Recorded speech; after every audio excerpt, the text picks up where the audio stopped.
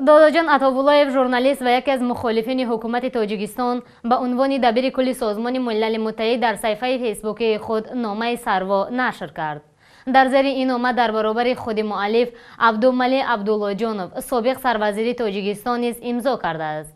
дар номаи муаллиф аз вазъи кишварҳои Ховари Миёна, Покистону Афғонистон нигаронӣ карда изҳор намуданд, ки зуҳури гурӯҳи тундрави динӣ бахусус Алқоида ва Давлати Исломӣ аз Ховари Миёна гирифта то Афғонистону Покистон ва рафтору кирдорҳои зидди башарии онҳо беш аз он ки кишварҳои мутамаддиро нигаронӣ карда бошад, аъзои сиёсии фаъолияти ҷомеаи шаҳрвандӣ ва равшанфикрони кишварҳои минтақаи Осияи Марказиро нигаронӣ кардааст.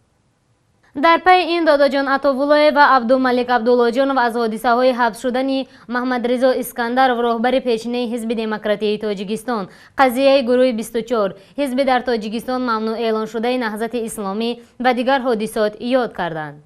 дар номаи Сарво муаллиф аз созмону кишварҳои хориҷӣ дархост карданд, ки ба сиёсати дохилии Тоҷикистон таъсир расонанд. нуқсаи ин нома ба унвони роҳбарияти Иттиҳоди Аврупо, Созмони ҳамкориҳои исломӣ ва роҳбарони давлатҳои Иёлоти Муттаҳидаи Амрико, Русия ва Эрон навишта шудааст.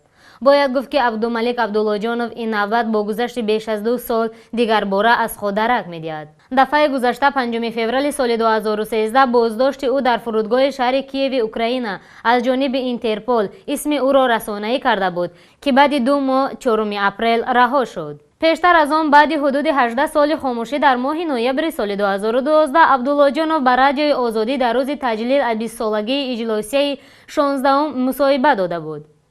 собиқ сарвазири кишвар соли 1995 инҷониб дар хориҷа аз Тоҷикистон ба сар мебарад.